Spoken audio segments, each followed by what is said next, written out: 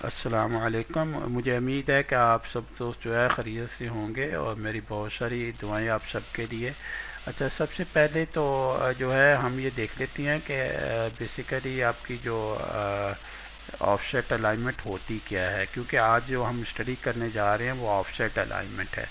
तो offset alignment जो है एक नई किस्म की अलाइनमेंट है सिविल 3D के अंदर। जो सेंटर लाइन जो होती है आपकी, चाहे रोड की सेंटर लाइन हो, चाहे पाइप की सेंटर लाइन, किसी भी फीचर की सेंटर लाइन हो, उसके हटके जो है उसके डिस्टेंस से जो है ना थोड़ी दूर करके लगाई जाती है।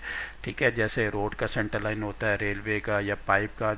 ऑफसेट अलाइनमेंट जो है उसको बेसिकली इसलिए लगाया जाता है ताकि जो एजेस ऑफ द फीचर्स होती हैं उनको जो है मार्क किया जाए, like the edge of the road, side way, sidewalk और यूटिलिटी कॉरिडोर्स। ठीक है, तो इस तरह से जो है उसके बाद ऑफसेट अलाइनमेंट जो है उनको कहाँ कहाँ आप इस्तेमाल कर सकती हैं। ठीक है, दूसरा जो है क्वेश्चन हमारा ये है, क्रिएट पैरेलल फीचर, यानी जब हम कि कोई भी पैरेलल फीचर्स क्रिएट करना चाह रहे हो तो तब हम इस्तेमाल करते हैं, या हमें कुछ बाउंड्रीज वगैरह लगानी हो तो तब हम इस्तेमाल कर सकते हैं। ठीक है, और अगर हम डिज़ाइन कर रहे हो रोड या हाईवे तो उसके अंदर लैंड, शोल्डर, मीडियंस आते हैं, वहाँ पे लगा सकते हैं। ठीक है, और अगर कॉरिडोर की बात करें तो यहाँ पे पाइपलाइन से पावर लाइन जो है आपके यूटिलिटीज़ कॉरिडोर जो होती हैं उसके लिए इस्तेमाल किया जा सकता है। उसके बाद design, sidewalks, bike path and other linear feature जो उसके लिए भी इसको इस्तेमाल किया जा सकता है। ठीक है, उसके बाद जो है ऑफसेट अलाइनमेंट जो है किस तरह से जो है लगाई जाती है और क्या क्या चीज़ें उसके अंदर मौजूद होती हैं।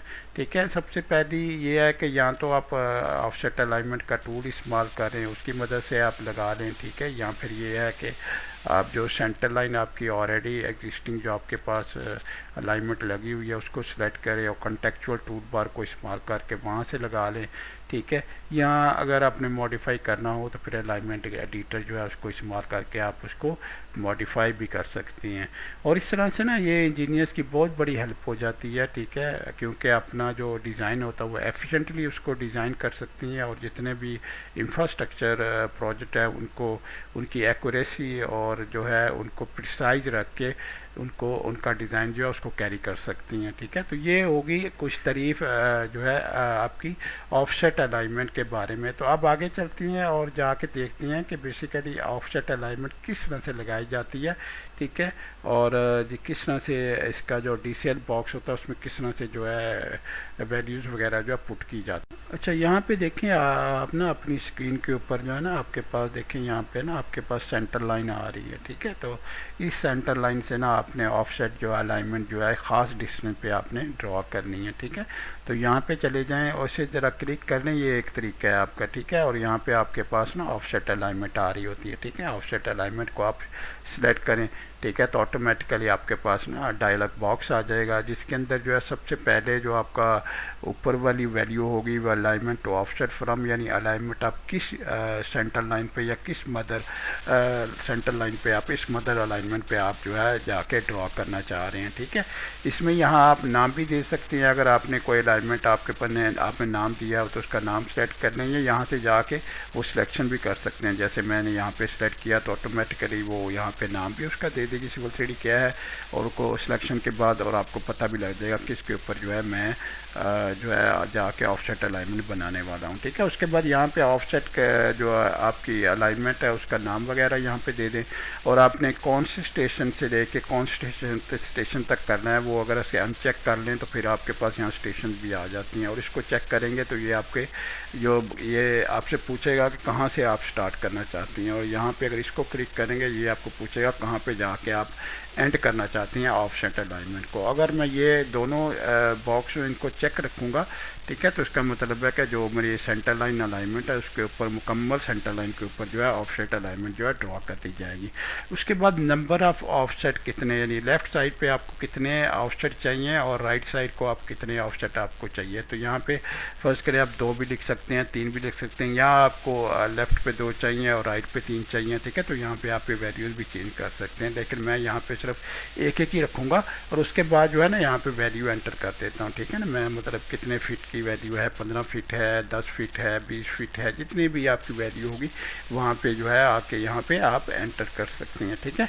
उसके बाद जो है साइड इसलिए हाईलाइट नहीं हो रही क्योंकि साइड जो है बेसिकली डिपेंडेंट होती है, जो आपकी ऑफसेट अलाइनमेंट होती है मदर अलाइनमेंट के साथ डिपेंडेंट होती है, तो इसलिए जो भी साइड मदर अलाइनमेंट की होगी वही साइड जो है बेसिकली ऑफसेट अलाइनमेंट की भी वही साइड होगी, ठीक है। उसके बाद आपने जो है अलाइनमेंट का स्टाइल आपने सेलेक्ट कर लेना, यहाँ पे देखें स्टाइल आ रहा है, ठीक है। उसके बाद आपने लेयर सेलेक्ट कर लेनी है। लेयर में जाके अगर फर्ज करें आपने कोई प्रीफिक्स, जैसे मैं पहले भी कई दफ़ा बता चुका हूँ, अगर प्रीफिक्स आपने देना है तो यहाँ पे जाके ऑफसेट दे देंगे तो आपके पास ना यहाँ पे ऑटोमेटिकली वो बता देगा कि यहाँ पे प्रीफिक्स दिया मैंने, सॉफ्टवेयर दूंगा तो एंड पे आ जाएगा, तो ऑफसेट तो ये पता लग जाएगा कि ये लेयर जो है बेसिकली आपकी ऑफसेट अलाइनमेंट के लिए इस्तेमाल हो रही है। और यहाँ पे हम कहते हैं हमें कोई लेबल नहीं चाहिए, ठीक है, तो हम इसे ओके कर देते हैं। जैसे ओके करेंगे तो देखें आपके पास ना अलाइनमेंट आ जाती है, ठीक है। अब देखें अलाइनमेंट जो है टोटली डिपेंडेंट होती है आपके मदर अलाइनमेंट के साथ। मदर अलाइनमेंट को आप क्लिक करेंगे, ठीक है, थोड़ा सा मूव करेंगे तो देखें आपके ऊपर नीचे ना उसी तरह जो है मूव हो रही है, ठीक है।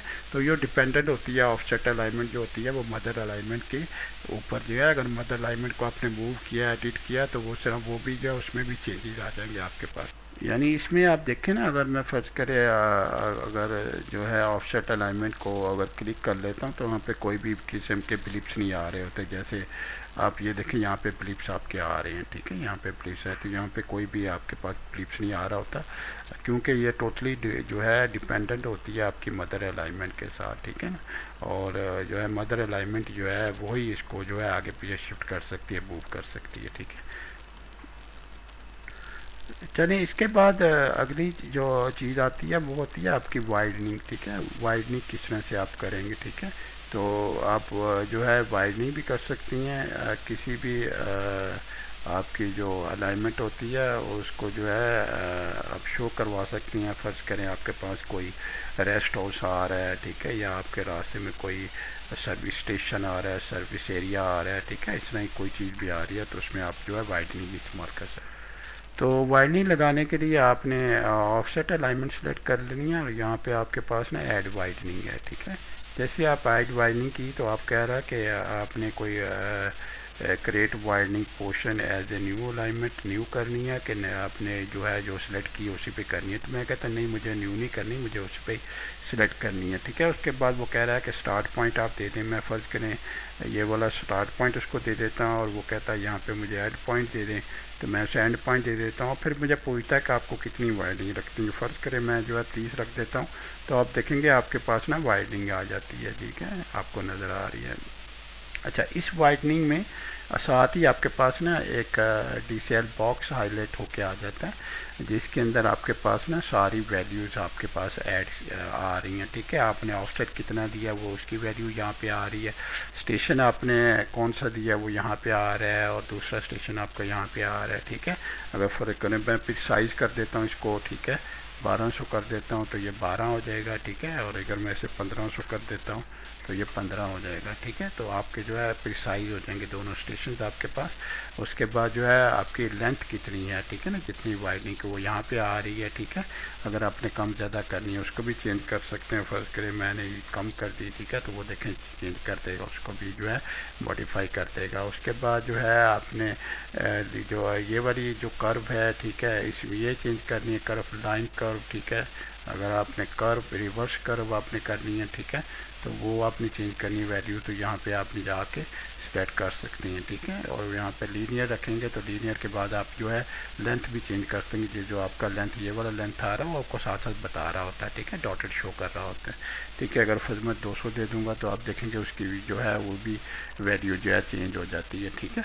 तो आपके जो है ट्रांजैक्शन पैरामीटर्स एट एंट्री भी कर रही है, तो जहाँ से छोटी वैल्यू छोटा स्टेशन है वो आपका एंट्री लेवल होगा और जहाँ से बड़ा स्टेशन आपका होगा वो आपका जो है एग्जिट स्टेशन आपके पास जो है वो आ रहा होगा, ठीक है। तो इस तरह से आप जो है वैल्यू जाके चेंज कर सकते हैं। इसके अंदर भी आपने फर्स्ट को लीनियर ही रखना है तो लीनियर वैल्यू आप चेंज कर सकते हैं, ठीक है। इसके फर्स्ट करें आपने 300 दे दिया तो ये आपके पास जो है इसकी वैल्यू आ जाएगी। फर्स्ट को 300 मैंने दे दिया तो देखें इसकी वैल्यू जो है वो देखें कहाँ तक चला गया, ठीक है।